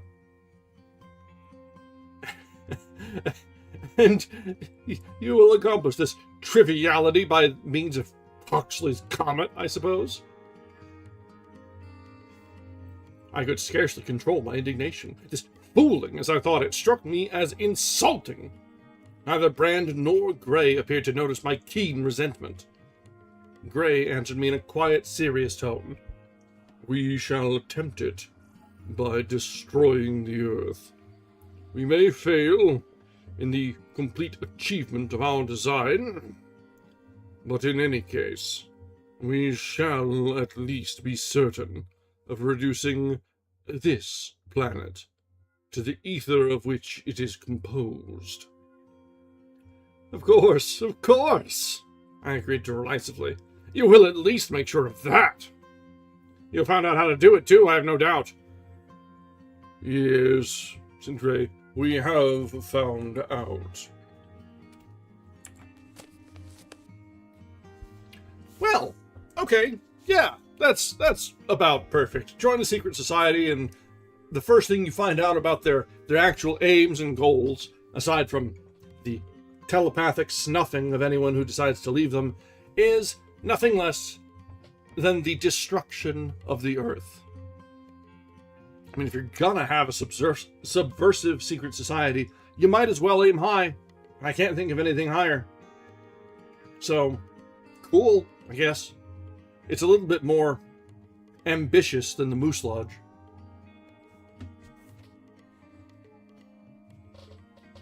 All right. Let's see how this continues to shake out, shall we? Chapter 6. A Telepathic Telegram. I left the room and hurried outside without any positive plan for my movements. My brain was in such a whirl I could form no connected train of thought. These men, whose conversation was a jargon fitting only for lunatics, had proved that they could read my mind with the ease of a telegraph operator taking a message off a wire. That they, further possessed marvelous, if not miraculous, powers over occult natural forces could hardly be doubted. The net in which I had voluntarily entangled myself was closing around me. An irresistible impulse to fly, to desert Natalie and save myself came over me. Put this aside presently. It was both unworthy and unwise. For whither should I fly? The ends of the earth would not be far enough to save me. The depths of the sea would not be deep enough to hide me from those who killed by willing that their victim should die. On the other hand, if my senses had only been hocussed, and Messieurs Brand and Gray were nothing better than clever tricksters, Parkgate was far enough, and there was policemen force enough to save me from their vengeance. But the girl, Natalie, she was clairvoyant. They practiced upon her. My diagnosis of the strange seeing without sight expression of her eyes was then correct. And it was clear to me that whatsoever or whomsoever Brand and Gray believed or disbelieved in, they certainly believed in themselves. They might be relied on to spare nothing and no one in their project, however ridiculous or mad their purpose might be. What then availed my paltry protection when the girl herself was a willing victim, and the man omnipotent? Nevertheless, if I failed eventually to serve her, I could at least do my best. It was clear that I must stand by Natalie Brand. Rose, smitten. While I was thus reflecting, the following conversation took place between Brand and Gray. I found a note of it in a diary which Brand kept desultorily. He wrote this up so irregularly, no continuous information could be gleaned from it as to his life. How the diary came into my hands will be seen later. The memorandum is written thus. Gray, our new member. Why did you introduce him? You say he cannot help with money. It is plain he cannot help with brains. Brand, he interests Natalie. He is what the uneducated call good-natured. He enjoys doing unselfish things, and aware that it is for the selfish sake of the agreeable sensation thereby secured. Besides, I like him myself. He amuses me. To make him a member was the only safe way of keeping him so much about us. But Natalie is the main reason. I am afraid of her wavering, in spite of my hypnotic influence. In a girl of her intensely emotional nature, the sentiment of hopeless love will create profound melancholy. Dominated by that, she is safe. It seems cruel at first sight. It is not really so. It is not cruel to reconcile her to a fate she cannot escape. It is merciful. For the rest, what does it matter? It will be all the same in this day 6 months. I believe I shivered. Heredity has much to answer for. That is the whole of the entry. I did not read the words until the hand that wrote them was dust. Natalie professed some disappointment when I announced my immediate return to town. I was obliged to manufacture an excuse for which such a hasty departure, and so fell back on an old engagement which I had truly overlooked, and which really called me away, but it would have called long enough without an answer, if it had not been for Brand himself, his friend Gray, and their insanities. My mind was fixed on one salient issue: how to get Natalie Brand out of her brother's evil influence. This would be better compassed when I myself was outside the scope of his extraordinary influence. And so I went without delay. For some time after my return to London, I went about visiting old haunts and friends. I soon tired of this. The haunts had lost their interest. The friends were changed, or I was changed. I could not resume the friendships which had been so interrupted. The chain of connection had been broken, and the links would not weld easily. So, after some futile efforts to return to the circle I had long deserted, I desisted and accepted my exclusion with serenity. I'm not sure that I desired the old relationships reestablished, and as my long absence had prevented any fresh shoots of friendship being grafted, I found myself alone in London. I need say no more. One evening I was walking through the streets in a despondent mood, as had become my habit. By chance I read the name of a street into which I had turned to avoid a more crowded thoroughfare. It was that in which Miss Metford lived. I knew that she had returned to town, for she had briefly acquainted me with the fact on a postcard written some days previously. Here was a chance of distraction. This girl's spontaneous gaiety, which I found at first displeasing, was what I wanted to help me, to shake off the gloomy incubus of thought oppressing me. It was hardly within the properties to call upon her at such an hour, or proprieties. But it could not matter very much, when the girl's own ideas were so unconventional. She had independent means, and lived apart from her family in order to be rid of domestic limitations. She had told me that she carried a latchkey. Indeed, she had shown it to me, with a flourish of triumph, and that she delighted in free manners.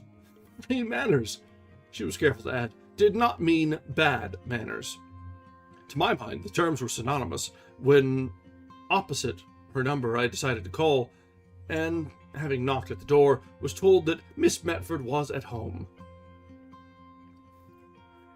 "Hello, Marcel. Good to see you," she called out, somewhat stridently for my taste. Her dress was rather mannish, as usual. In lieu of her outdoor tunic, she wore a smoking jacket. When I entered, she was sitting in an armchair with her feet on a music stool. She arose so hastily that the music stool was overturned and allowed to lie where it fell. "What is the matter?" she asked, concerned. "Have you seen a ghost?" "I think I have seen many ghosts of late," I said, "and they have not been good company.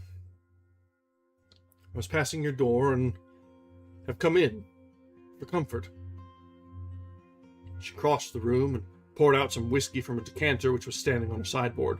Then she opened a bottle of soda water with a facility which suggested practice. I was relieved to think that it was not Natalie who was my hostess, handing me the glass. Handing me the glass, she said peremptorily, "Drink that. That is right. Give me the glass. And now smoke." "Do I allow smoking here? Ah! I smoke here myself." I lit a cigar and sat down beside her. The clouds began to lift from my brain and float off in the blue smoke wreaths. We talked on ordinary topics, without my once noticing how deftly they had been introduced by Miss Metford. I never thought of the flight of time until a chime from a tiny clock on the mantelpiece, an exquisite sample of the tasteful furniture of the whole room, warned me that my visit had lasted 2 hours. I arose reluctantly. She rallied me on my ingratitude. I had come in sorry plight. I was now restored. She was no longer useful, therefore I left her, and so on, till I said with a solemnity no doubt lugubrious, "I am most grateful, Miss Metford. I cannot tell you how grateful I am. You would not understand." "Oh, please, leave my poor understanding alone, and tell me what has happened to you. I should like to hear it. And what is more, I like you." She said this so carelessly I did not feel embarrassed. "Now then, the whole story, please." saying which, she sat down again. Do you really know nothing more of Brand's society than you admitted when I last spoke to you about it? I asked, without taking the chair she pushed over to me. This is all I know, she answered, in the rhyming voice of a young pupil declaiming a piece of a little understood and less cared for recitation. The society has very interesting evenings. Brand shows one beautiful experiments, which I dare say would be amazingly instructive if one were inclined that way, which I am not. The men are mostly long-haired creatures with spectacles. Some of them are rather good-looking. All are wholly mad. And my friend, the only girl I can ever stand as a friend, Natalie Brand, is crazy about them. Nothing more than that? Nothing more? The clock now struck the hour of 9. The warning chime for which had startled me. Is there anything more than that? Miss Medford asked with some impatience.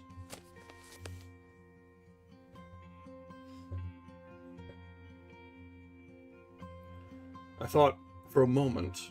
Unless my own senses had deceived me that evening in Brand's house, I ran a great risk of sharing George Delaney's fate if I remained where I was much longer. And I suppose I told her all I knew. Would not that bring the same danger upon her too? So I had to answer, I cannot tell you. I am a member now. Then you must know more than any mere outsider like myself. I suppose it would not be fair to ask you. Anyhow, you will come back and see me soon? By the way, what is your address? I gave her my address. She wrote it down on a silver-cased tablet and remarked, That will be all right. I'll look you up some evening. As I drove to my hotel, I felt that the mesmeric trick, or whatever artifice had been practiced upon me by Brandon Gray, had now assumed its true proportion. I laughed at my fears and was thankful that I had not described them to the strong-minded young woman, to whose kindly society I owed so much. What an idiot she would have thought me. A servant met me in the hall. Telegram, sir. Just arrived at this moment. I took the telegram and went upstairs, with it unopened in my hand. A strange fear overcame me. I dared not open the envelope. I knew beforehand who the sender was, and what the drift of the message would be. I was right. It was from Brand. I beg you to be more cautious. Your discussion with Miss M this evening might have been disastrous. I thought all was over at 9 o'clock. Brand. I sat down stupefied. When my senses returned, I looked at the table where I had thrown the telegram. It was not there, nor in the room. I rang for the man who had given it me, and he came immediately. About that telegram you gave me just now, Phillips. I beg your pardon, sir, the man interrupted. I did not give you any telegram this evening. I mean, when you spoke to me in the hall. Oh, yes, sir. I said, good night, but you took no notice. Excuse me, sir. I thought you looked strange. Oh, I was thinking of something else. And I remember now. It was Johnson who gave me the telegram. Johnson left yesterday, sir. Then it was yesterday I was thinking. You may go, Phillips.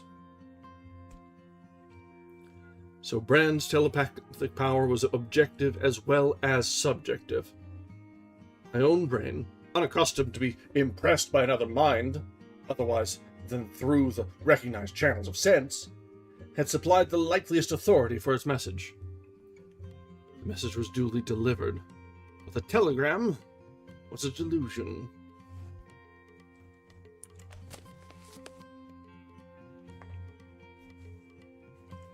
All right, let's see. How long is this next chapter? We can get through that. So we'll get through one more chapter tonight, and that'll be where we wrap for the evening. So, Chapter 7. Guilty! As to protecting Natalie Brand from her brother and the fanatics with whom he associated, it was now plain that I was powerless. And what guarantee had I that she herself was unaware of his nefarious purpose? That she did not sympathize with it? This last thought flashed upon me one day, and the sting of pain that followed it was so intolerable, I determined instantly to prove its falsity or truth. I telegraphed to Brand that I was running down to spend a day or two with him, and followed my message without waiting for a reply. I have still a very distinct recollection of that journey, notwithstanding much that might well have blotted it from my memory. Every mile sped over seemed to mark one more barrier passed, on my way to some strange fate. Every moment which brought me nearer this incomprehensible girl with her magical eyes was an epoch of impossibility against my ever voluntarily turning back. And now that it is all over, I am glad that I went on steadfastly to the end. Brand received me with the easy affability of a man to whom good breeding had ceased to be a habit, and had become an instinct. Only once did anything pass between us bearing on the extraordinary relationship which he had established with me. The relation of victor and victim, I considered it. We had been left together for a few moments, and I said, as soon as the others were out of hearing distance, "I got your message." "Oh, I know you did," he replied. That was all. There was an awkward pause. It must be broken somehow. Any way out of the difficulty was better than to continue in it. "Have you seen this?" I asked, handing Brand a copy of a novel which I had picked up at a railway bookstall. When I said that it was new and popular, it will be understood that it was indecent. Okay, yeah, sure. Picking up smut at the rail station. Cool. He looked at the title and said indifferently, "Oh yes, I have seen it. And in order to appreciate this class of fiction fairly, I have even tried to read it. Why do you ask?" So I thought it would be in your line. It is very advanced. I said this to gain time. Advanced? Advanced? I am afraid I do not comprehend. What do you mean by advanced? And how could it be in my line? I presume you mean by that on my plane of thought? By advanced, I mean up to date. What do you mean by it? If I use the word at all, I should mean educated, evolved. Is this evolved? Is it even educated? It is not always grammatical. It has no style. In motive, it antedates Boccaccio.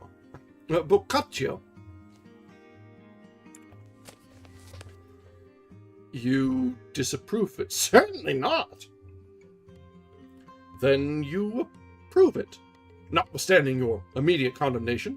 Oh, by no means. I neither approve nor disapprove. It only represents a phase of humanity, the deliberate purpose of securing money or notoriety to the individual, regardless of the welfare of the community. There's nothing to admire in that. It would be invidious to blame it when the whole social scheme is equally wrong and contemptible. By the way, what interest do you think the wares of any literary pander of either sex could possess for me, a student, even if a mistaken one, of science? I did not think the book would possess the slightest interest for you. I suppose you're already aware of that. Oh, no! My telepathic power is reserved for more serious purposes. Its exercise costs me too much to expend it on trifles. In consequence, I do not know why you mentioned the book.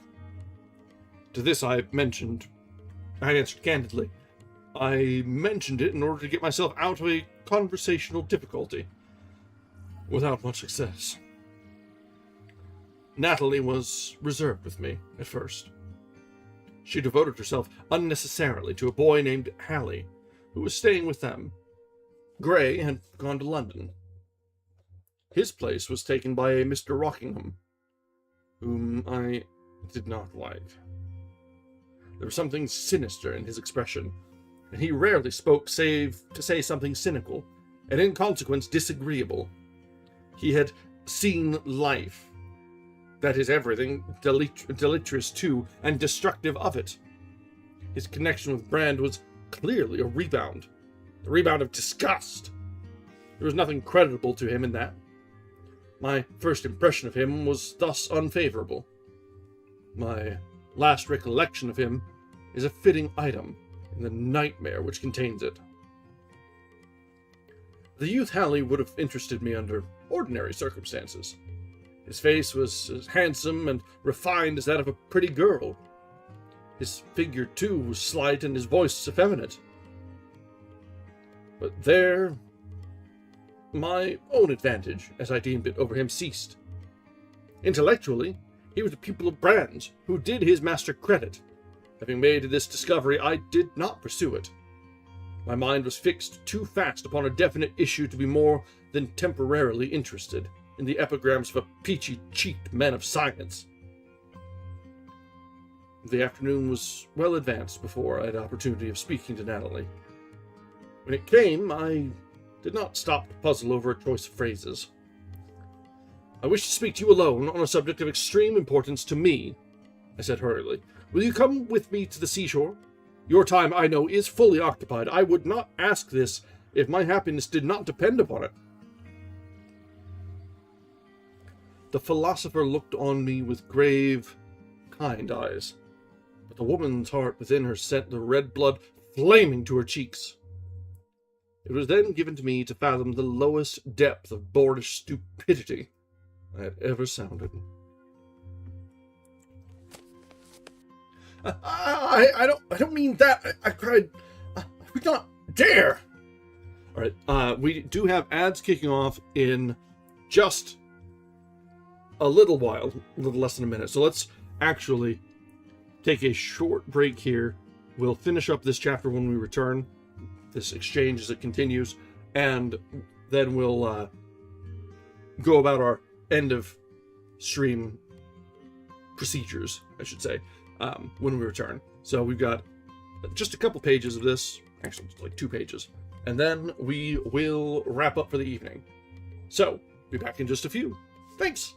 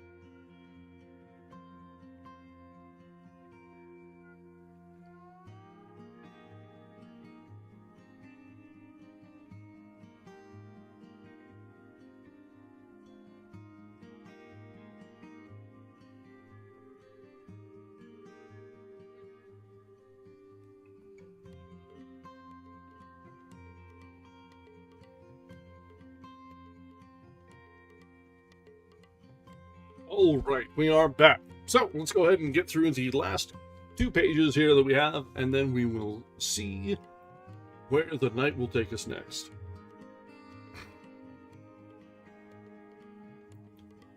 The blush on her cheek burnt deeper. She tossed her head proudly back and said straight out, without any show of fence or shadow or concealment, "It was my mistake. I'm glad to know that I did you an injustice. You are my friend, are you not?" "I believe I have the right to claim that title," I answered.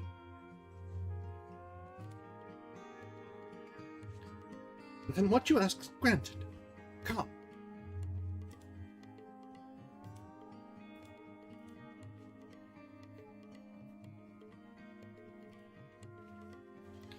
She put her hand boldly into mine. I grasped the slender finger, saying, "Yes, Natalie. Someday I will prove to you that I am your friend." "The proof is unnecessary," she replied, in a low, sad voice. We started for the sea. Not a word was spoken on the way, nor did our eyes meet. We were in a strange position. It was this. The man who had vowed he was the woman's friend, who did not intend to shirk the proof of his promise, and never did gainsay it, meant to ask the woman, before the day was over, to clear herself of knowingly associating with a gang of scientific murderers. The woman had vaguely divined his purpose, and could not clear herself. When we arrived at the shore, we occupied ourselves inconsequently. We hunted little fishes until Natalie's dainty boots were dripping. We examined quaint denizens of the shallow water until her gloves were spoilt. We sprang from rock to rock and evaded the onrush of the foaming waves. We made aqueducts for intercommunication between deep pools. We basked in the sunshine and listened to the deep moan of the sounding sea and the solemn murmur of the shells. We drank in the deep breath of the ocean, and for a brief space, we were like happy children. The end came soon to this ephemeral happiness. It was only one of those bright coins snatched from the niggard hand of time, which must always be paid back with usurious charges. We paid with cruel interest. A reminder, that word, not a bad word. It means stingy, basically. Standing on a flat rock side by side, I nerved myself to ask this girl the same question I had asked her friend, Edith Medford. How much she knew of the extraordinary and preposterous society, as I still tried to consider it, which Herbert Brand had founded.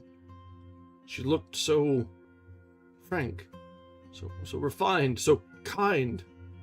I hardly dared to put my brutal question to an innocent girl whom I had seen wince at the suffering of a maimed bird, and pale to the lips at the death cry of a rabbit.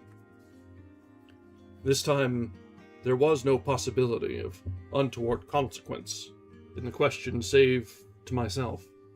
For surely, the girl was safe from her own brother, and I myself preferred to risk the consequences rather than endure longer the thought that she belonged voluntarily to a vile murder club.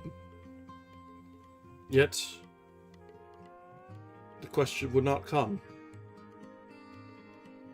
A simple thing brought it out. Natalie, after looking seaward silently for some minutes, said simply, "How long are we to stand here, I wonder?" Until you answer this question. How much do you know about your brother's society, which I have joined, to my own intense regret? "I am sorry you regret having joined," she said gravely.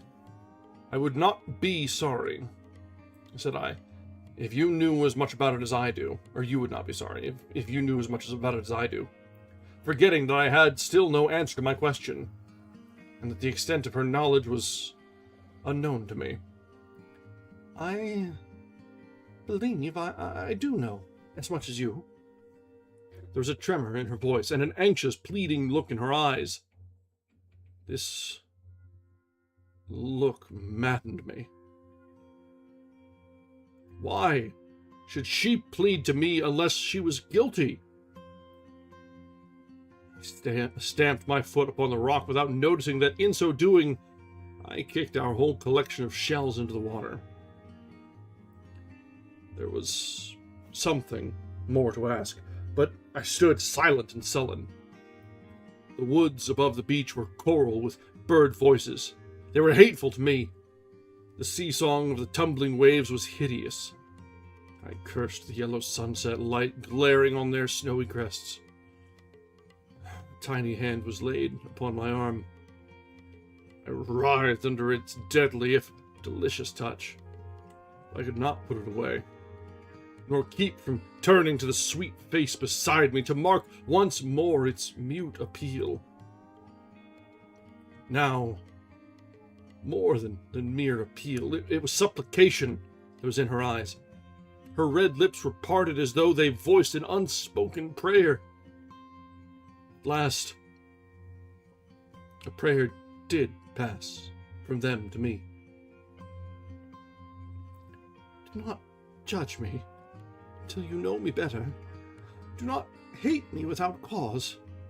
I am not wicked, as you think. I am trying to do what I think is right. At least I am not selfish or cruel. Trust me yet a little while. I looked at her one moment, and then with a sob I clasped her in my arms and cried aloud, "My God! To name murder and that angel face in one breath! Child, you have been befooled.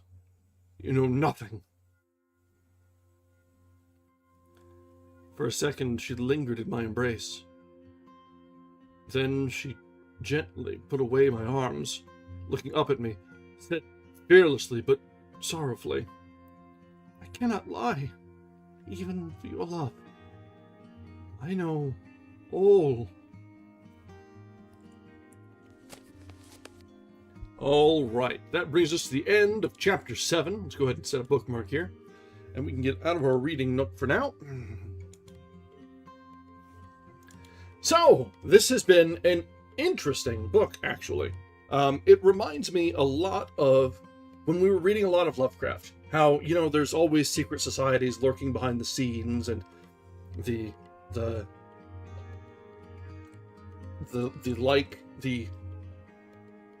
arcanists and occultists that are lurking in the shadows. This isn't too far off from that. It's just science instead of whatever, the arcane. And there's things brewing. We made it through about a quarter to a third of the book, so this is probably going to be between a 3 and 4 night read, which is back to our normal expected length. So we should be seeing the end of this and the conclusion by next week without too much trouble. And this one, it hooked me, I will say. It's interesting to read. If I were just sitting down by myself, I'd probably just power through and finish it in the evening. But that is not conducive to a healthy voice. Let's say that. So, we'll be continuing this on Sunday. Tomorrow is it's our next selection in our unarchived series. We don't have one picked yet, although I have a couple ideas. Actually, I'm reasonably sure that I think tomorrow and this week sounds like a great time to pull out some Anne McCaffrey. I have not read her in many, many years. She was one of my favorites in middle and high school. So I think it might be time to pull out the first of her, probably the Pern books. Pull out the first of that. I think the first of them was a trilogy. So that's an easy way to start off. So I'm gonna find a copy. I think that's what we're gonna do tomorrow. And that will, if I remember how long, they're not terribly long. So it'll probably just be a 3 or 4 week. But yeah, she's fantastic. Her son didn't really click as well for me. I know he kept writing in the world when he started to take up the pen himself. But I think that's just, it's very hard to jump in like that. Oh, Akamus, you haven't read any of the Dragon Riders of Pern books? Oh, you're in for a treat. I don't know how well they've aged. Like I said, I last read them in adolescence. But they were one of my favorites. So I think it'll be good. And this is one of those series that it continues as she wrote and added to it. The world kept growing and revealing secrets as they were going through. So I think it'll be good. It'll be good. I think McCaffrey's dragons are some of the best in fiction. Just laying that out there. They are some of the best. So that's something to look forward to. This should be good for us. So that's what we have to look forward to tomorrow. We'll be starting off with the first of those, and we'll see where it takes us from there. So let's go ahead and wrap up tonight. Let's see who is reading.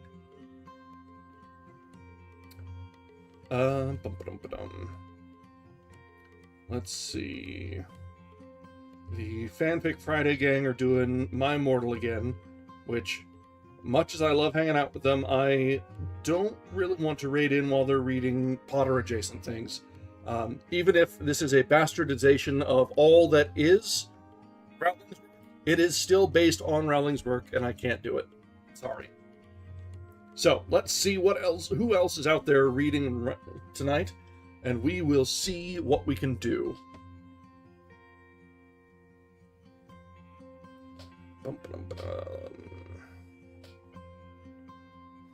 There's writers, many writers.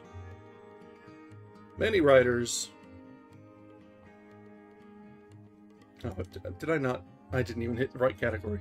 Dagnabbit. That's a rerun.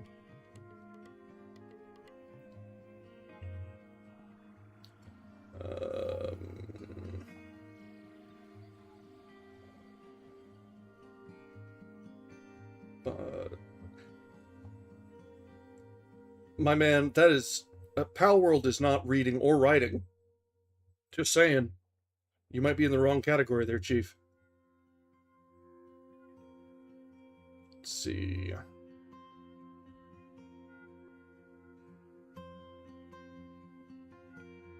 Cryptid is reading tonight, but she always does viewer stories, I think. So we might pop in to see what she's up to.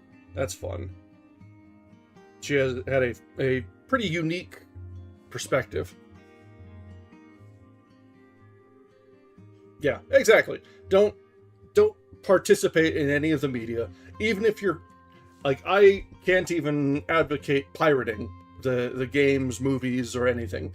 Like, even so, it provides awareness. Don't do it. She's actually one of the worst people on the planet. Don't humor her. I know we may have grown up with her stories, but when she came out as being the worst of the worst, fuck her. You can't separate art from artist while the artist is still alive. Wait till she's 6 feet under. And then maybe a few years.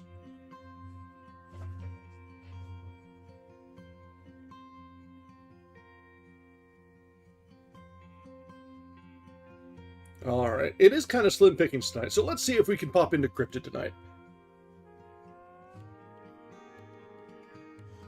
Yeah, exactly! And it's so easy to make something your own and remove anything that even resembles it, because guess what? Her stuff is about as unique as a random isekai shit.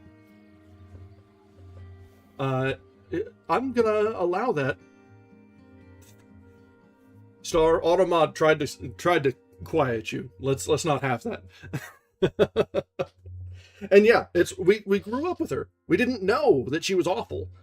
And then as she started to just let us know, well, people that are paying attention got rid of it. Yeah, exactly. How dare they? Yeah. All right, guys. As fascinating as that is, we will wander on. We'll collectively complain all night if we allow ourselves to. Not the worst thing, but it's still talking about a human dustbin, so I'd rather not. So, we're going to raid over to Cryptid Roots. We've raided over to her before. They read and do provide editing and feedback to viewer short stories. And they give a fantastic differing viewpoint. It's sort of a professional editor perspective. It gives you a different appreciation for the stories and the writing. So it's kind of cool. So be sure to give them our very best as we raid over. And until next time, have a wonderful night.